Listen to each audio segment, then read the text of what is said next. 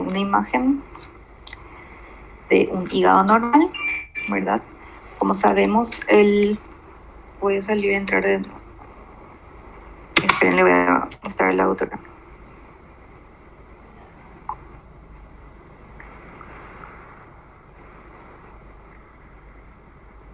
Ahí está. Acá tenemos una imagen de un hígado normal. Como ustedes saben, el consumo excesivo de alcohol es la principal causa de la hepatopatía en la mayor parte de los países occidentales. Y la dosis cirrogénica de alcohol en los varones es de aproximadamente 160 gramos al día, que se van consumiendo por 10 a 20 años, ¿verdad? En las mujeres es mucho más sensible el hígado, por lo tanto es 3 veces más cirrogénica, ¿verdad? Entonces, ¿cómo se va formando eso?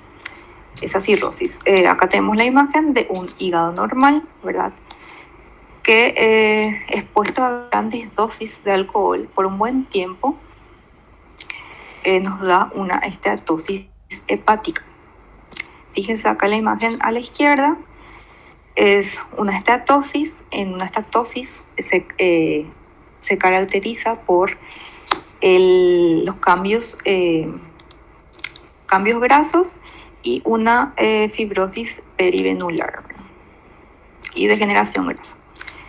Este cambio de estatosis puede ser reversible si se abstiene al alcohol. O sea, uno deja de consumir el alcohol y esto puede volver a ser un hígado normal. También, si acá se fijan en la imagen de la derecha, avísenme nomás cualquier cosa si no se ve mi pantalla o algo por el estilo. Podemos ver que si hay una exposición severa, brusca al alcohol, sin pasar por la estatosis, nos puede dar una hepatitis. Directamente, sin pasar por la estatosis. Y la hepatitis se caracteriza por la necrosis de las células hepáticas, por una inflamación, por cuerpos de Mallory, que es lo más importante que vamos a ver ahora en la microscopía, y por degeneración grasa. Esta hepatitis o hepatopatitis también puede ser reversible si uno se abstiene al alcohol.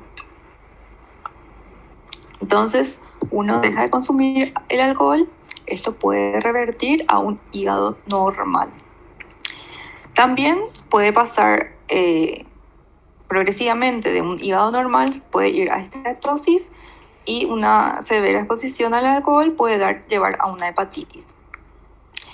Y así puede también regresar.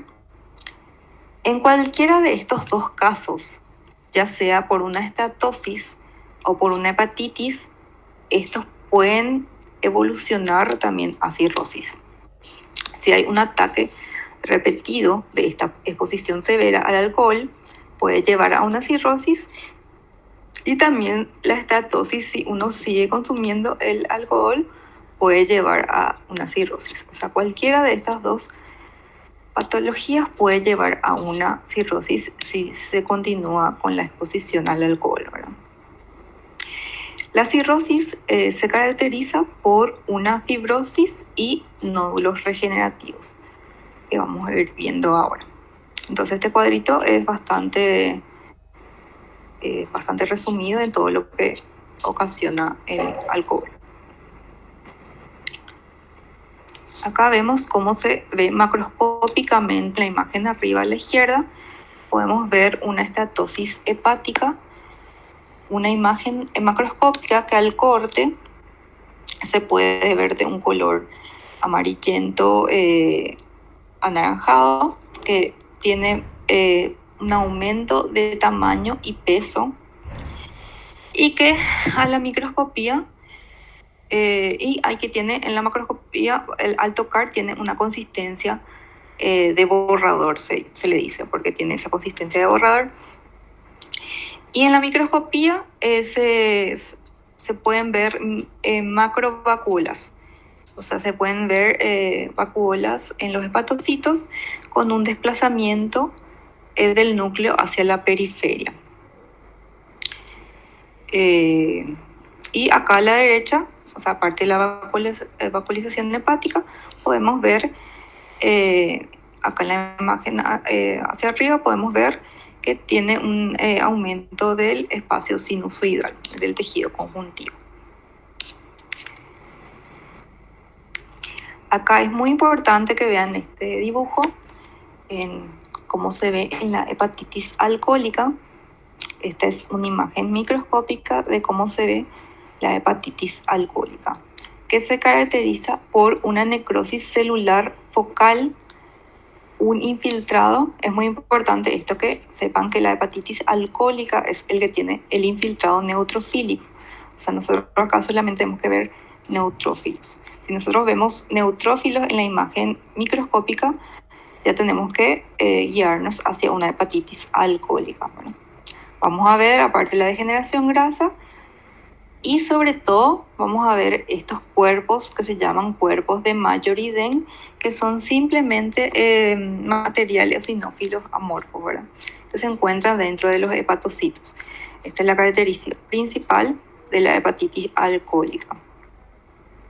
Acá abajo tenemos una imagen de una microscopía electrónica de los cuerpos de Majory-Dehn, y en la esquemita de la derecha podemos ver cómo se ve una hepatitis alcohólica, ¿verdad? Acá podemos ver el infiltrado, que es neutrofílico, podemos ver los neutrófilos acá, ¿verdad? Acá vemos que los hepatocitos tienen dentro de su citoplasma los cuerpos de Majory-Dehn, y podemos ver que algunos hepatocitos están balonizados, ¿verdad? Tienen su degeneración grasa, y eso es todo. Luego, como dijimos, cualquiera de estas dos patologías pueden llevar a una cirrosis alcohólica. Acá sí quiero que se fijen en esta imagen de la derecha, esta imagen macroscópica. Podemos ver que es un hígado totalmente cambiado de color, es totalmente amarillo. Vemos que la cirrosis es homogénea, va por todo el hígado. Y si nosotros vemos un hígado que el corte es total, en la macroscopía es totalmente amarillento, ya tenemos que guiarnos que es una cirrosis alcohólica, ¿verdad? Entonces, la cirrosis, como dijimos, afecta de forma difusa al todo el hígado. Acá en la imagen microscópica también podemos ver la infiltración difusa, así como en la macroscopía vemos los micronódulos, y que está por todo el hígado. No hay ninguna parte del hígado que tenga una coloración normal. Acá en la cirrosis podemos ver que, en microscopía podemos ver que la cirrosis afecta de forma difusa a todo el hígado y se caracteriza por tener nódulos parenquimatosos rodeadas por estas bandas gruesas de cicatriz y grados variables de comunicación vascular. Acá podemos ver que en esta coloración de tricrómico de Mason, vemos que las fibras de colágeno son las que se tiñen de azul, y las zonas de los nódulos regenerativos son las que se tiñen de rosa, ¿verdad? Acá vemos también la degeneración hidrópica, y vemos los nódulos rodeados por esta banda fibrosa, ¿verdad? La cirrosis alcohólica tenemos que saber que es una cirrosis de tipo micronodular, o sea que tiene menos de 3 milímetros. Bueno, ahora vamos a ver lo que es la cirrosis. En la cirrosis micronodular vamos a tener en la macroscopía, como vemos acá en la imagen, un hígado aumentado de tamaño o normal. Los nódulos, como podemos ver acá, tienen menos de 3 milímetros de diámetro y son bastante uniformes. ¿Por qué? Porque todos tienen que tener ese diámetro, menos de ese diámetro de tamaño. Entonces vemos que homogéneamente acá está lleno de nódulos de menos de 3 milímetros, que están distribuidos homogéneamente por todo el órgano. Acá podemos ver Como dijimos, la cirrosis se caracteriza por los nódulos de regeneración rodeados por puentes fibrosos. Como les dije, en estas coloraciones especiales se tiñe de azul toda la parte de la fibrosis de las bandas de colágeno, y la parte de los hepatocitos se tiñe de rosa, ¿verdad? Entonces, acá vemos los nódulos que hacen como nódulos de regeneración y que están rodeados por estos puentes fibrosos. Y dentro, acá vemos a mayor aumento, que dentro de estos nódulos de proliferación hay nódulos de regeneración, hay una proliferación de los conductos biliares. Tenemos que tener en cuenta, acá teniendo esta imagen y esta imagen, que no vemos ni vena central ni espacios portales. O sea que la cirrosis micronodular se caracteriza por tener los nódulos de regeneración sin vena central ni espacios portales. Esos también se tienen que acordar. También tenemos una cirrosis micronodular, otra cirrosis micronodular en un contexto de una hematocromatosis. La hematocromatosis es causada por la absorción excesiva de hierro, que puede ser causada por la administración secundaria a una administración de hierro o puede ser hereditaria. De cualquiera de las formas, esta cirrosis se produce por la acumulación de hierro. Acá en la imagen macroscópica vemos que la superficie externa es una superficie irregular que tiene inhomogénea, que tiene áreas de color negra por el depósito de hierro. Y en la microscopía vamos a ver los nódulos de regeneración que van a tener menos de 3 milímetros. Podemos ver las bandas fibrosas alrededor de los nódulos y vamos a ver una expansión también de los espacios portales.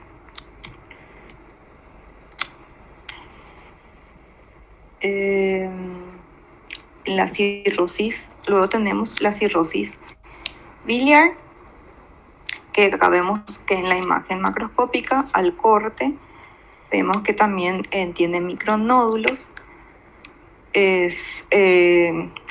Esta cirrosis puede ser causada por una enfermedad autoinmune o una obstrucción del árbol biliar extrahepático. Entonces, por eso vamos a tener esta dilatación de los ductos, ¿verdad? Y vamos a ver que acá los micronódulos tienen un color verdoso que le es conferido por la éstasis biliar. Por eso vamos a ver de color verdoso los micronódulos en la macroscopía. Luego está la cirrosis macronodular. La cirrosis macronodular es distinta a la micronodular porque acá ya vamos a ver, si se fijan, acá en la macroscopía vamos a ver que hay nódulos de más de 3 milímetros, y con variaciones bastante grandes en su tamaño. O sea que pueden ir de 3 milímetros a más de 1 centímetro inclusive. Y también vamos a ver que este hígado va a estar reducido de tamaño en comparación con la cirrosis micronodular. Acá podemos ver otra vez que la cirrosis se caracteriza por estas bandas fibrosas en la coloración especial que se tiñe de un color distinto, que vemos las bandas fibrosas o cicatrices amplias alrededor de varios lobulillos. Y acá tenemos a mayor aumento una imagen en HIE en donde se ve la presencia de venas centrales en los nódulos. O sea que acuérdense bien que la cirrosis macronodular tenemos que buscarle estas venas para decirle que es macronodular. Acá no se ve tan bien en pero se pueden ver igual que tienen las venas centrales en la imagen de arriba. Entonces, la cirrosis macronodular también va a tener los nódulos de regeneración, los puentes fibrosos y la proliferación de los conductos, pero además le vamos a agregar la presencia de las venas centrales en los nódulos, cosa que la cirrosis micronodular no tenía. Pues vamos a ver lo que es la hepatitis viral.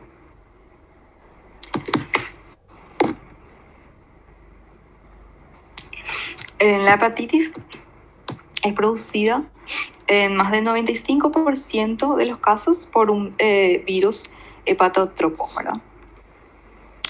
Acá en este esquema se puede ver bien los distintos tipos de virus, ¿verdad? La hepatitis A, B, C, D y E, ¿verdad?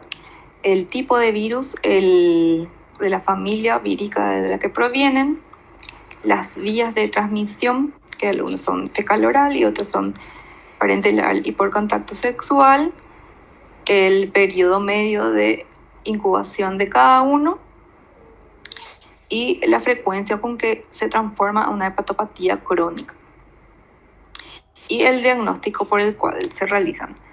Acuérdense que una infección aguda de un virus puede ser una enfermedad subclínica, o sea, que no tiene síntomas, o puede tener síntomas también, puede ir a la recuperación, o la hepatitis aguda puede ir a la recuperación a una hepatitis fulminante que lleva a la muerte.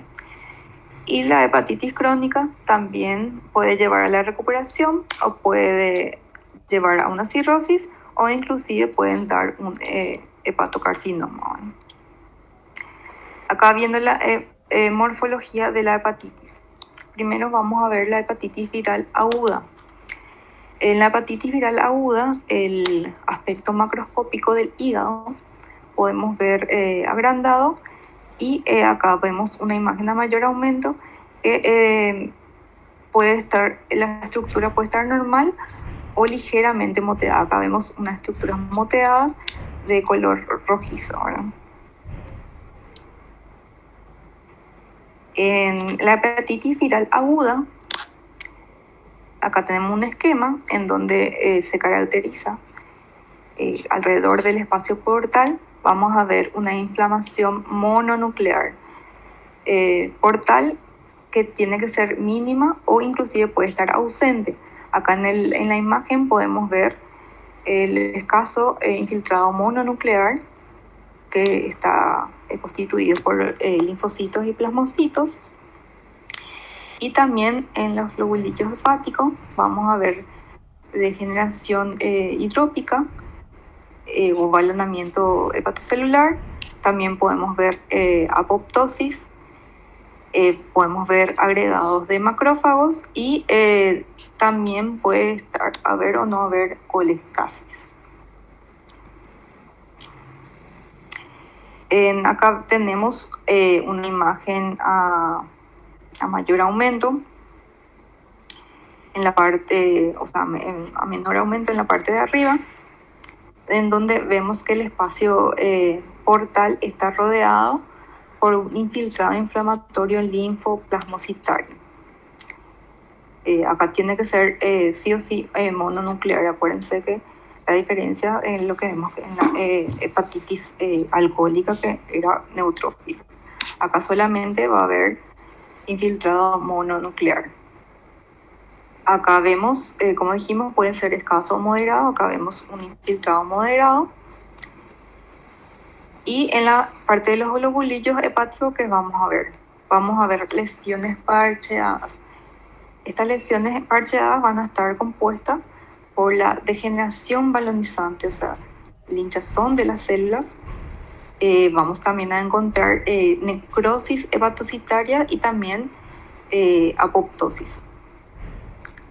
Y acá en la imagen de abajo vemos a mayor aumento cómo está conformado por ese infiltrado mononuclear, es decir, linfoplasmocitario. Y nos muestra en las flechitas verdes, nos muestran los plasmocitos, las amarillas los linfocitos y las lilas nos muestran los macrófagos llenos de bilirrubinas. Luego tenemos la hepatitis viral crónica. Acuérdense, la hepatitis viral crónica se puede producir por la prolongación de la enfermedad hepática aguda por más de 6 meses, ¿verdad? Y está asociada a una inflamación y necrosis que tienen que ser documentadas histológicamente. O sea, la hepatitis viral crónica nosotros tenemos que documentarla histológicamente, ¿verdad? Y la evolución a cirrosis depende de su etiología, ¿verdad? Entonces, la hepatitis viral crónica, ¿qué es lo que vemos con la diferencia a la isquemita que vimos anteriormente? Vemos que el infiltrado mononuclear es bastante denso, es bastante severo. Son prominentes y están en el espacio portal. Vemos también una fibrosis portal, acá podemos ver en el esquemita todo lo que es la fibrosis portal y necrosis en puente. ¿Qué quiere decir necrosis en puente? Que las necrosis se hacen de manera lineal a los hepatocitos y van uniendo espacio porta con vena central o vena central con otra vena central o espacio portal con otro espacio portal, pero que van uniendo esos espacios, ¿verdad? Y en la parte de los hepatocitos vamos a ver de acuerdo al tipo de hepatitis. Por ejemplo, en la hepatitis B se caracteriza por, solamente la hepatitis B se caracteriza por tener células en vidrio esmerilado, que vamos a ver después. ¿Qué son las células de vidrio esmerilado? Son simplemente células que todavía tienen en su interior virus que no fueron,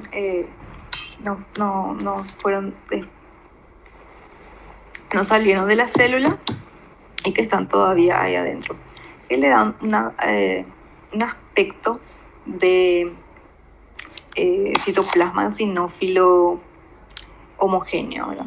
Eso, células en vidrio, que le da un aspecto de vidrio esmerilado.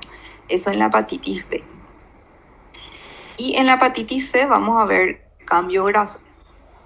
Y aparte de todo eso, todas las características que ya teníamos en la hepatitis viral aguda. El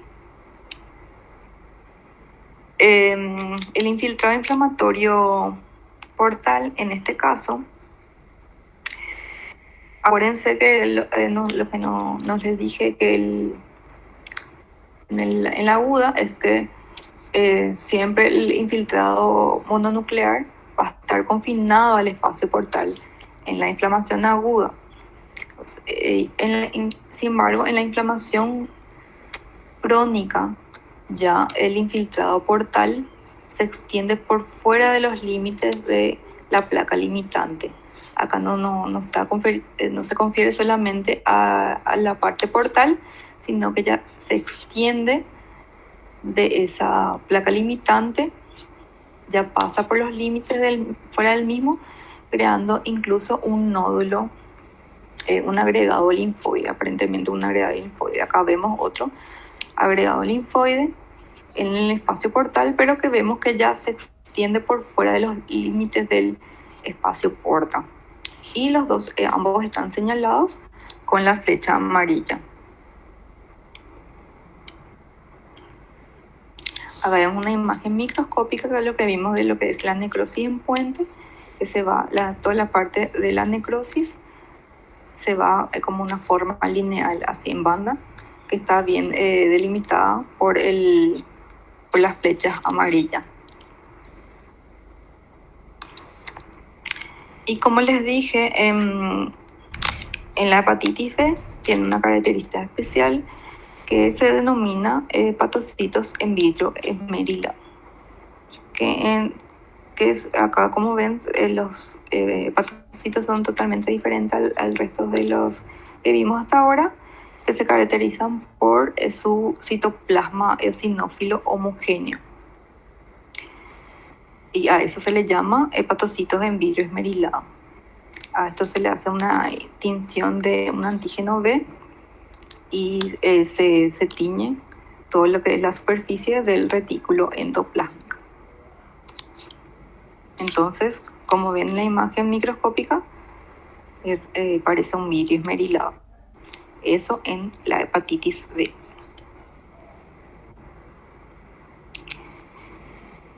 Y como dijimos, acá ya vemos los nódulos, ya vemos que hay mucho más fibrosis en las etapas finales de la hepatitis crónica. Y vemos una fibrosis bastante que ya hacen uniones entre los espacios portales, ¿verdad?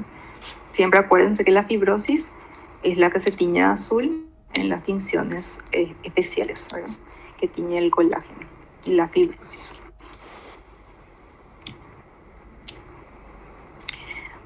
Bueno, luego están los tumores hepáticos. Los tumores hepáticos pueden ser benignos o malignos. Los tumores benignos pueden ser los llamados adenomas y los hemangiomas cavernosos. Y los malignos se dividen en tres, que son el carcinoma hepatocelular, el colangiocarcinoma y el hepatoblastoma. Vamos a ver primero los benignos. Los adenomas derivan de los hepatocitos. Generalmente se da en mujeres jóvenes que ingieren anticonceptivos y tienen importancia porque pueden confundirse con un hepatocarcinoma, ¿verdad? Porque en la imagen va a salir un nódulo, ¿verdad?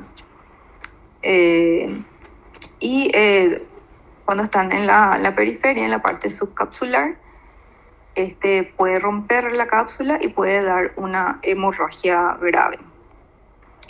Acá en esta imagen a la derecha vemos una imagen macroscópica en donde vemos una masa bien delimitada con bordes netos y tienen un color verdoso porque están teñidos de bilis. Acá en la microscopía vemos a mayor aumento que el tumor está bien delimitado. Acá vemos con la flecha verde que muestra que es un tumor benigno porque está bien delimitado. No sobrepasa acá las células tumorales, sino que siguen una línea recta. Límite neto y hay ausencia de los espacios portales. Acá a mayor aumento, menor aumento. Acá a mayor aumento podemos ver que los adenomas tienen una tipia muy focal, o sea, la mayoría de los núcleos son todos del mismo tamaño, ¿no? O sea, no presentan mucha tipia, solamente una tipia focal y un ligero polymorfismo de algunas células. Y en este tipo de tumor no vamos a encontrar mitosis, y si encontramos pueden ser muy raras, pero vemos que todas las células son bien redondas, no tienen casi hipercromasia y tienen un citoplasma bien amplio eosinófilo. Y casi todas las células tienen el mismo tamaño, o sea, son bastante monótonas. Luego la otra patología benigna es lo que se llama el hemangioma cavernoso. Acá vemos en la imagen de arriba a la izquierda, señalado por la flecha amarilla, un nódulo solitario, bien delimitado, que tiene una coloración roja vinosa. Generalmente estos tumores tienen menos de 5 centímetros y son solitarios. Es el tumor benigno más común del hígado y se puede dar a cualquier edad y en cualquiera de los sexos. No tiene una predilección. Y en la microscopía vemos que se caracteriza por canales vasculares amplios, dilatados, que tienen un tejido conectivo fibroso. Y acá no se ve tan bien, pero a mayor aumento vamos a ver que estos tabiques están cubiertos o tapizados por un epitelio endotelial sin atípias. Tienen un epitelio plano y no va a tener atípias.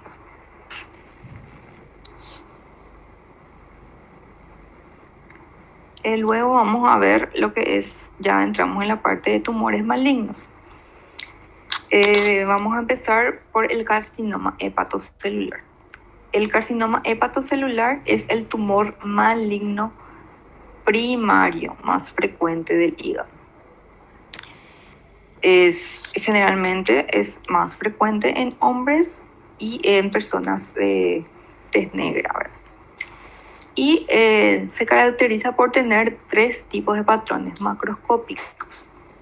El primero de ellos que tenemos acá, que podemos ver que se caracteriza por masas únicas y de variable tamaño, o sea que estas masas pueden ser más pequeñas, por eso es lo que a veces en la imagen se confunde con un adenoma, ¿verdad? Y pueden ser así de grande, como vemos acá, que ocupa casi en su totalidad todo el hígado, ¿verdad? Acá sí vemos ya en la macroscopía, es una tumoración, una masa grande de bordes irregulares de color blanquecino, de consistencia firme, ¿verdad? Como dijimos, tienen distintos tamaños que pueden ir de 2 centímetros a grandes tumoraciones, ¿verdad? El segundo patrón del hepatocarcinoma es este patrón difuso, con nódulos múltiples que simulan una cirrosis. Como vemos acá, como hacen múltiples nódulos, parecen una cirrosis macronodular, ¿verdad? Pero acá vemos que los nódulos son bastante heterogéneos, de color rojizo, amarillento, bastante heterogéneo, ¿verdad? Y que la arquitectura se pierde totalmente. Y al corte vemos que tienen esta consistencia friable y de color amarillento heterogéneo, ¿verdad? Y acá tenemos áreas de hemorragia y también áreas de necrosis, por eso sabemos que es maligno, ¿verdad? Pero también vemos que pierde totalmente su arquitectura. Y el tercer patrón se caracteriza por tener un crecimiento expansivo o infiltrativo. Acá vemos en la imagen de la izquierda, vemos una masa que tiene una coloración bastante heterogénea.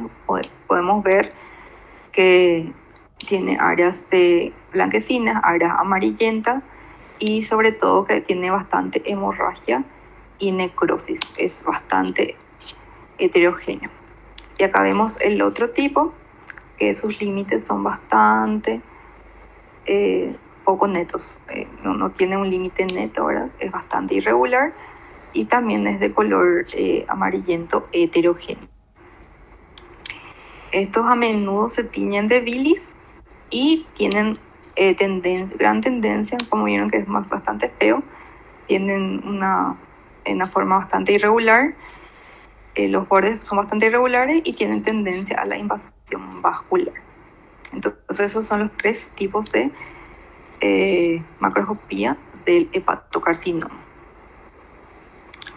En la histología podemos tener también los 3 tipos de acuerdo a cómo se asemeja a las estructuras normales de los hepatocitos, ¿verdad?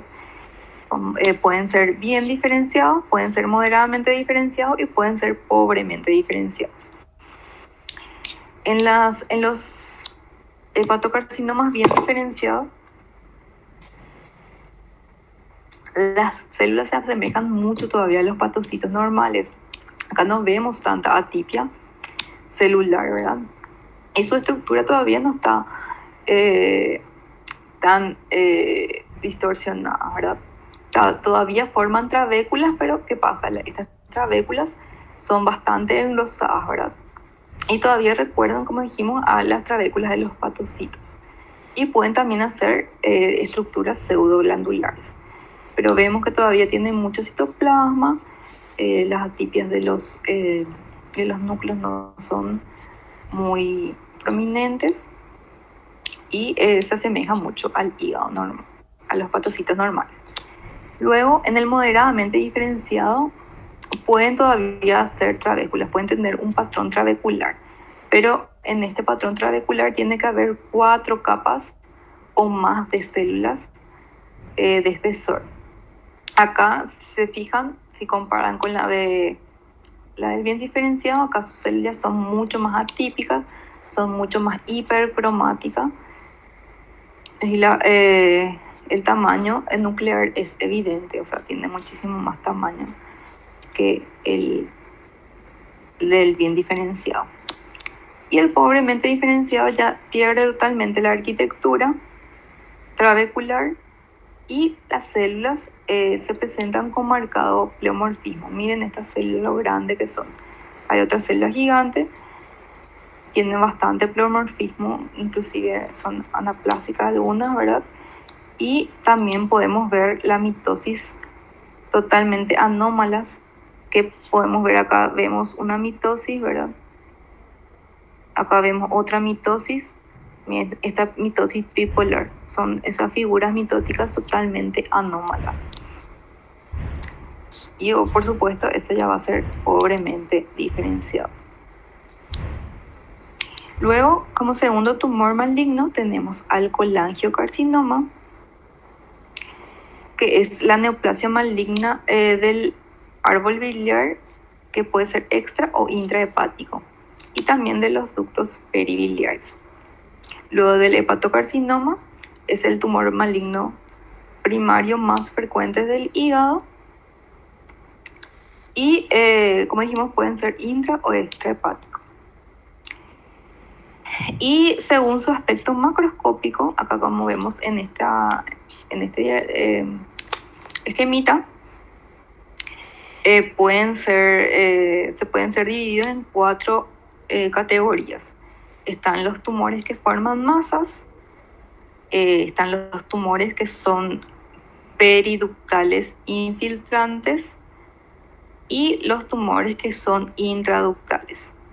Y como cuarta categoría están los tumores mixtos, que pueden ser cualquiera de estos 3 mezclados, ¿verdad?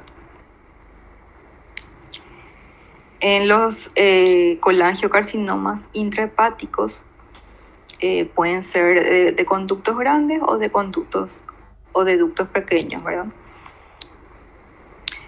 Los de ductos grandes suelen macroscópicamente presentarse justamente al lado de un ducto grande, ¿verdad? Suelen ser periductales. Acá, por ejemplo, en la macroscopía vemos una masa de bordes irregulares, de color amarillo brilloso y de consistencia sólido elástica. Y en la microscopía vamos a ver adenocarcinoma esclerosante. ¿Por qué? Porque vamos a ver una proliferación de ductos, vamos a ver que forman ductos, y incluso algunos ductos se van a unir anatomosar con otros ductos para formar cordones, y alrededor de todos estos ductos vamos a ver esclerosis. Toda esta parte vemos que está totalmente esclerosada. Vemos acá las bandas densas de colágeno, ¿verdad? Totalmente desmoplásicas alrededor de los ductos. Y los ductos podemos ver que sus células son bastante, o sea, que infiltran, y sus células núcleos son bastantes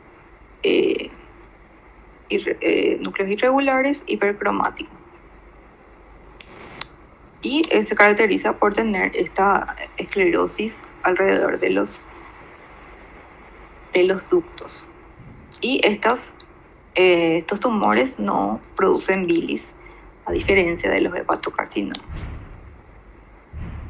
Luego están los colangiocarcinomas intrahepáticos de tipo colangiolar, es decir, de ductos pequeños.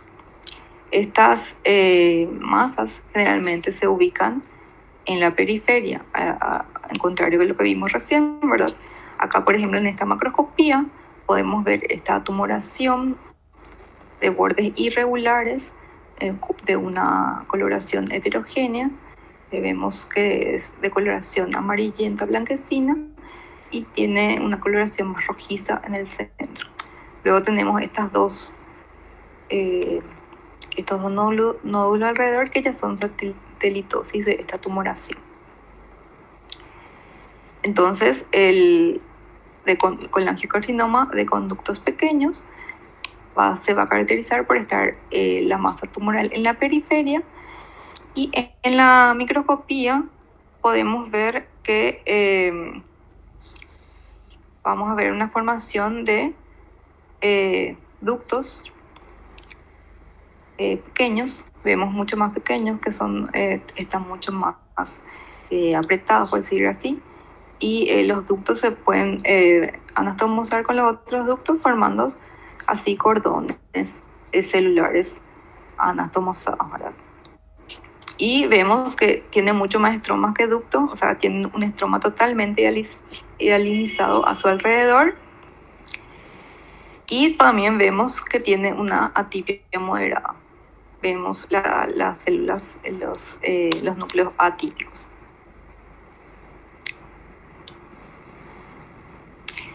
Luego está el hepatocarcinoma. Me olvidé decirle que como puede ser los colangiocarcinomas pueden ser intra o extrahepáticos, generalmente acá en la unión de los ductos biliares derecho e izquierdo es el más frecuente y se llama tumor de Klatskin. Bueno, luego tenemos lo que se llama hepatoblastoma, que es el tercer tumor maligno del hígado, y este tumor es el tumor hepático maligno más frecuente en los niños y que se caracteriza por elementos hepatocíticos inmaduros. Esto se da generalmente en una edad de 6 meses a 5 años frecuentemente, ¿verdad? Y histológicamente puede derivar de la parte epitelial o puede ser mixta. Puede ser epitelial como mesenquimatoso. Y se detecta en sangre por la elevación de la alfa-fetoproteína, ¿verdad? En la macroscopía es muy variada también. Generalmente son masas grandes, únicas. Y como vemos acá en las dos imágenes, vemos que es una masa grande, irregular, estas partes son sólidas. También hay áreas quísticas. Podemos ver que hay áreas de necrosis, áreas de hialinización y áreas de hemorragia. También pueden ser más quísticos que sólidos, ¿verdad? Acá hay dos ejemplos de cómo se ve el hepatocarcinoma, el hepatoblastoma. El aspecto epitelial puede ser de dos formas. Puede tener un aspecto epitelial fetal y puede tener un aspecto epitelial embrionario. ¿Cómo vamos a distinguir esos dos aspectos epiteliales? Los de aspecto epitelial fetal van a ser como cordones hepatocitarios. Acá como ven, parecen cordones hepatocitarios que tienen su núcleo hacia la periferia y que hacen así como rosetas, parecen rosetas y que tienen todos sus núcleos hacia la periferia. No vemos tanta atipia, vemos que todos los núcleos son del mismo tamaño, ¿verdad? Y estas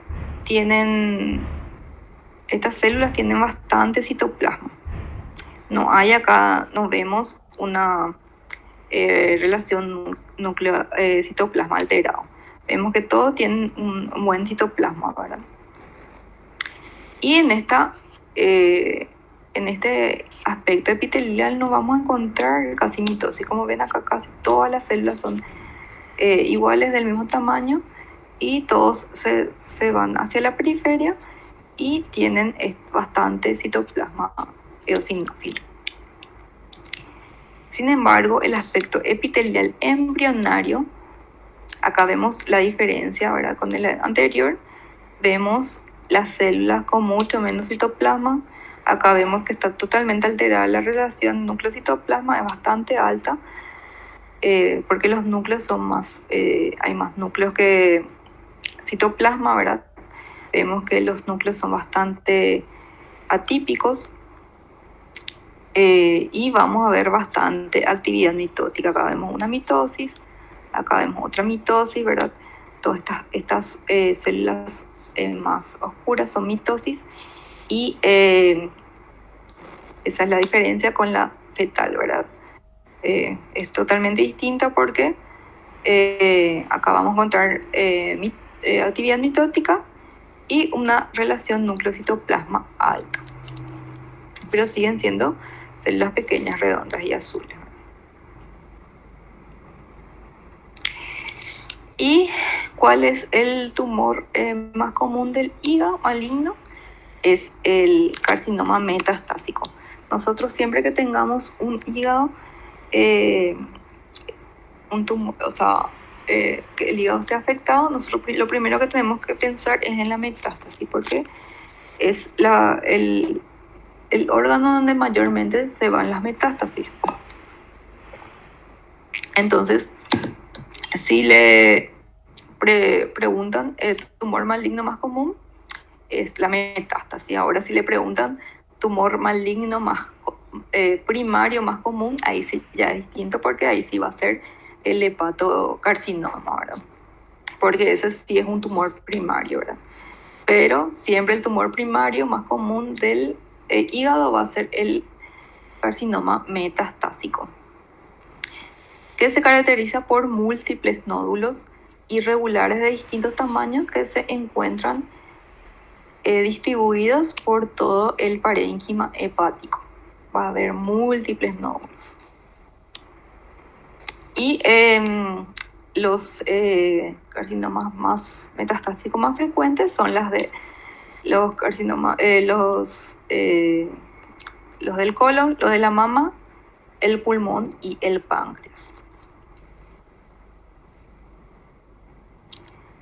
Ahora vamos a ver todo lo que es patología pancreática.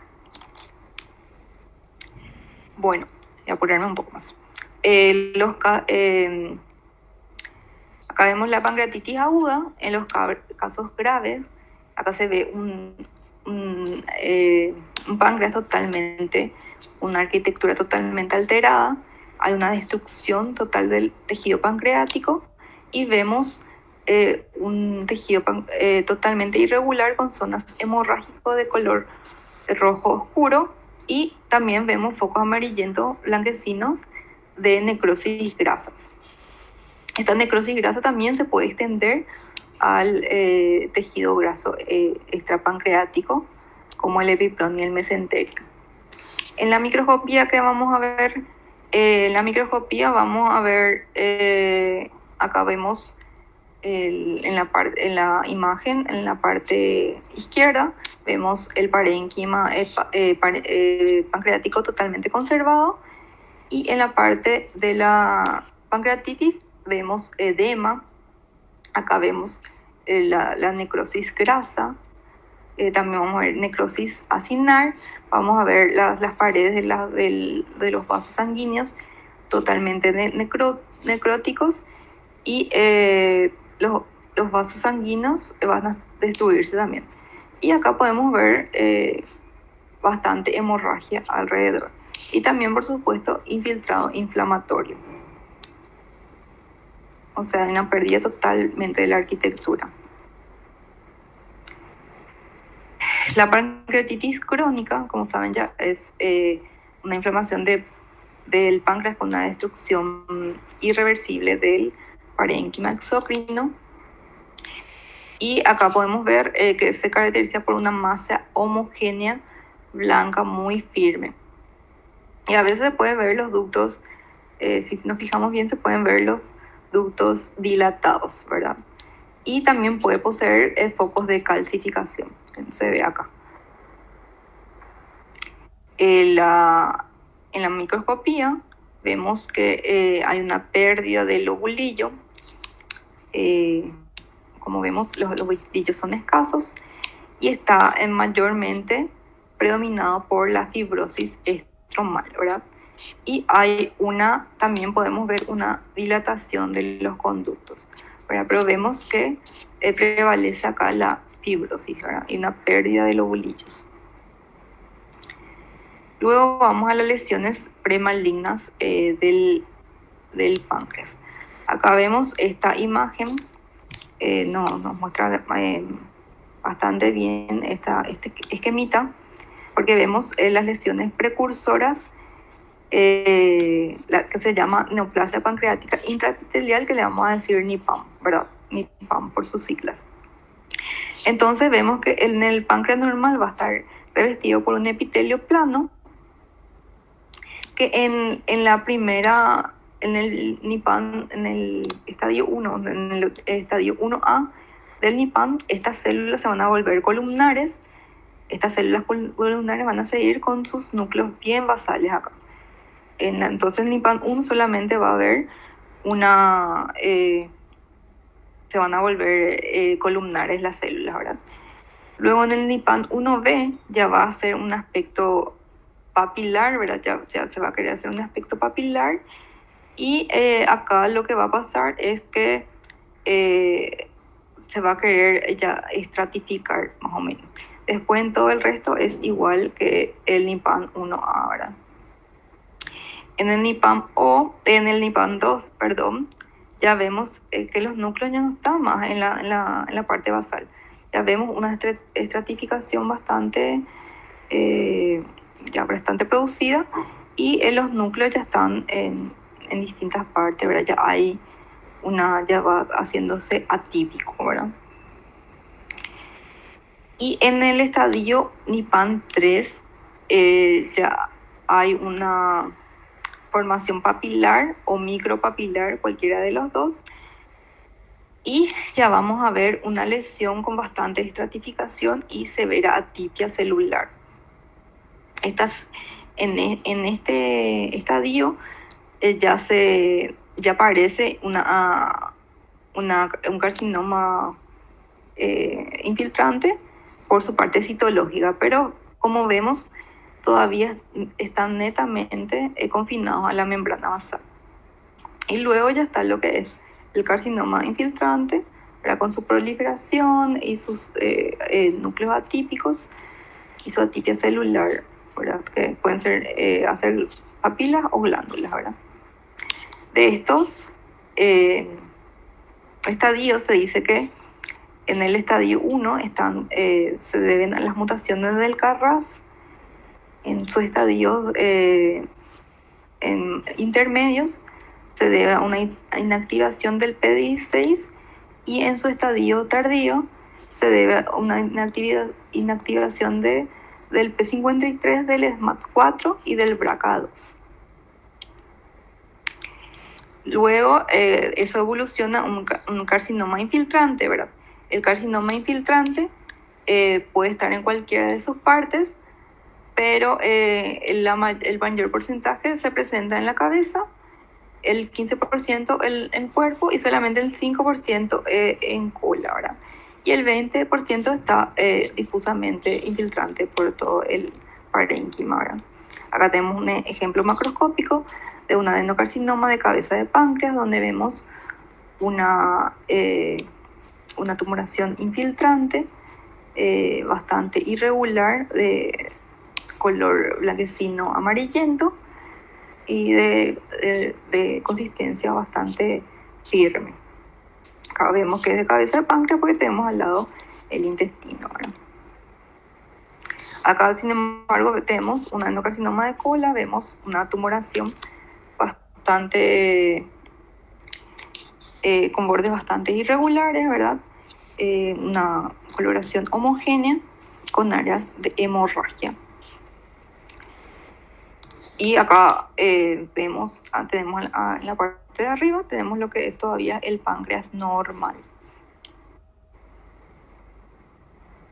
Y en la microscopía vamos a ver una adenocarcinoma bien diferenciado. Como ven, hay formación de glándulas, por más que haya mucha atipia celular. Acá podemos ver cómo los núcleos son bastante pleomórficos, son bastante hipercromáticos. Vemos que hacen glándulas, pero los núcleos son bastante feos, ¿verdad? Tenemos todas las características de la atipia de las glándulas y están emergidos en una importante fibrosis. Eso es lo que vamos a ver en la microscopía. Luego están los quistes serosos, tumores serosos quísticos. Los tumores serosos quísticos son más frecuentes en mujeres. Generalmente son hallazgos casuales. ¿Qué quiere decir esto? Que no hacen síntomas o solamente hacen síntomas por opresión a otro órgano, ¿verdad? Se dan alrededor del 70%, en el 70 años alrededor. Y la mayor parte son benignos.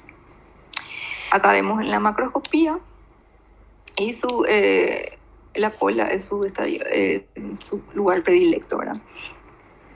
Acá vemos en la imagen de la derecha, vemos en la macroscopía cómo hay una masa que está constituido por múltiples quistes de tamaño variable que están formados por septos bien delgados.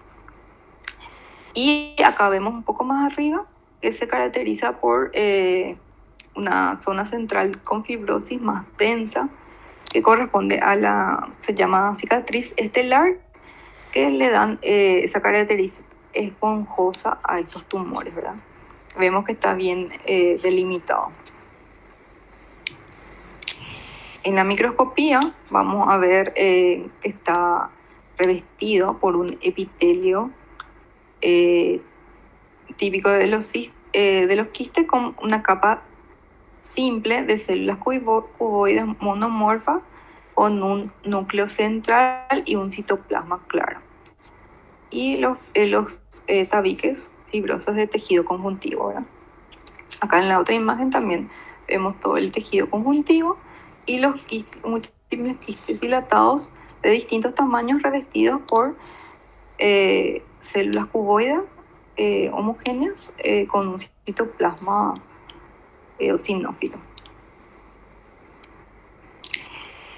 A diferencia de los tumores serosos, los tumores quísticos mucinosos afectan a el 95% afectan a mujeres, y en estos casos un tercio de los casos pueden llevar a un adenocarcinoma infiltrante asociados. También tiene predilección por la cola del páncreas y tiene un crecimiento lento.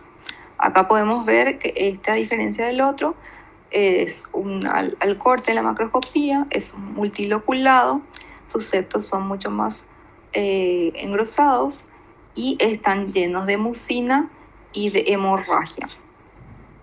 Estos tumores son productores de mucina.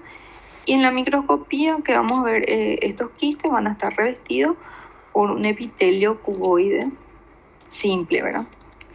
Cilíndrico simple. A diferencia del otro que era cuboideo simple. Estos van a ser cilíndricos.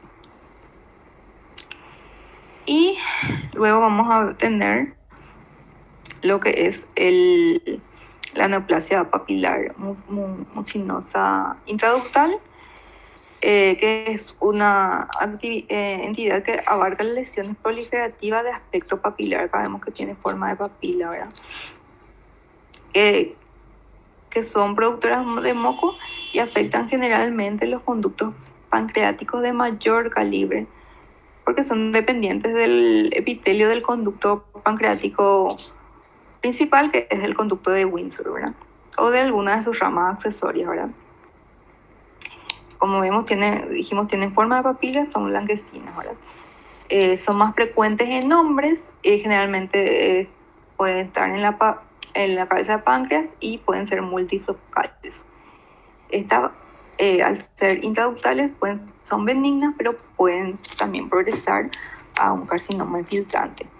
Acá en la macroscopía vamos a ver que hacen una formación papilomatosa hacia la luz, ¿verdad? Hacen estas proyecciones papilares hacia la luz, ¿verdad? Y sus células son bastante oscuras, ¿verdad? Por eso sabemos que hay atipia celular.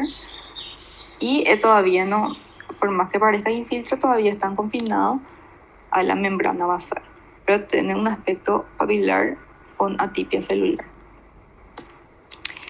Luego vamos a lo que es la vesícula biliar. La colelitiasis es, como sabemos, es más del 95% de la enfermedad de la vía biliar se debe a la colelitiasis, y existe dos tipos de cálculos. Los cálculos de colesterol, que están compuestos por más del 50% por cristales de monohidrato de colesterol, ¿verdad? Que pueden ser 50 a 100%, ¿verdad?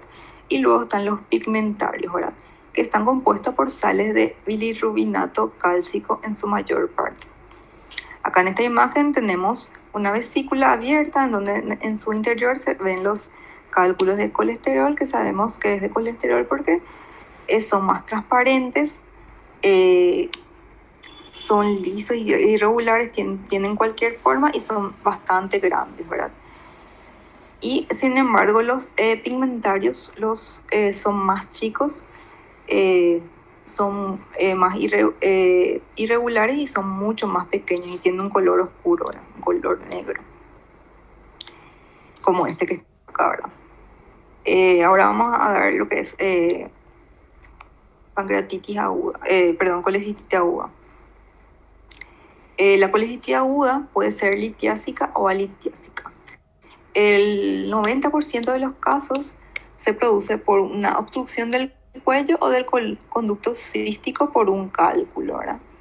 Pero también está en un 10% la colecistitis aguda alitiásica, que puede aparecer en enfermos graves. Y la colecistitis aguda se debe a una irritación e inflamación química de la vesícula biliar obstruida. Acá en la imagen de la izquierda, en la parte superior, vemos al corte de una vesícula biliar que se trata justamente de una colecistitis aguda litiásica. ¿Por qué? Porque vemos estos dos cálculos en su interior. Y vemos que la pared está totalmente edematosa, congestiva y también tiene bastante hemorragia. Y acá en la imagen de abajo vemos lo mismo, nada más que en su superficie externa, ¿verdad? Vemos que está bastante congestiva y hemorrágica. Y al corte vamos a ver también que presenta este engrosamiento de su pared.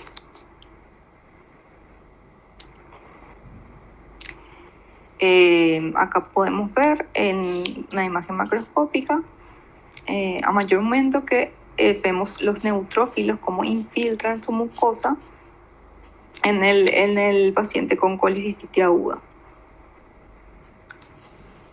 Vamos a ver vasocongestión y vamos a ver que está bastante infiltrado por neutrófilos, ¿verdad? Y acá ya vemos una infiltración mucho más severa, ¿verdad? Que ella más o menos la hace gangrenosa. Luego está la colecistitis crónica, en donde el infiltrado es mononuclear. La colecistitis crónica es una secuela de brotes repetidos de colecistitis aguda, y aunque en muchos casos incluso debuta sin estos antecedentes, ¿verdad? Pero el 90% se asocian a la colelitiasis, ¿verdad? Aunque también pueden ser litiásicas o alitiásicas. Entonces acá vemos al corte como la vesícula está llena de cálculos como dijimos, de colesterol. Como vemos, son bastante grandes y regulares de distintas formas. Y vemos que la pared está engrosada. Puede estar engrosada en distintos niveles, puede estar solamente pequeñamente engrosada, puede estar muy engrosada.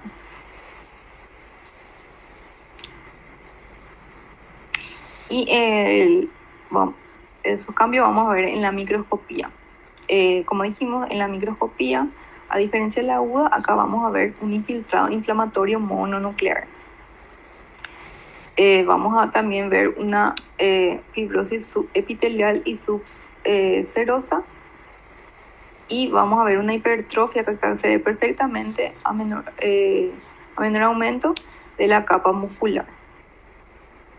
Y también se pueden ver senos de Rokitansky-Achov, que son como dilataciones que se quedan en el, o sea, se quedan profundamente en los senos, ¿verdad? Luego están los carcinomas de la vesícula biliar.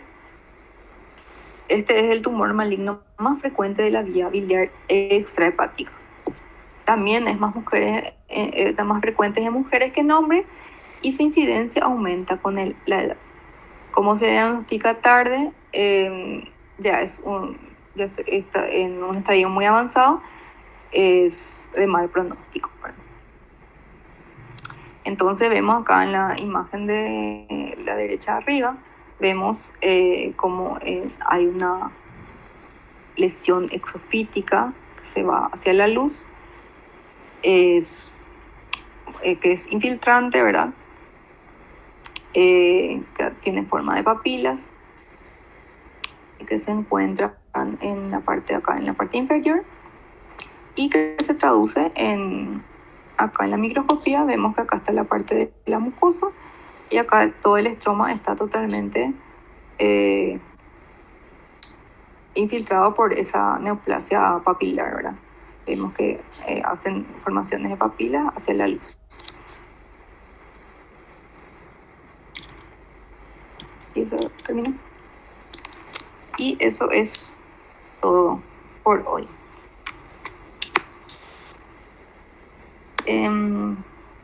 Doctora, no sé si...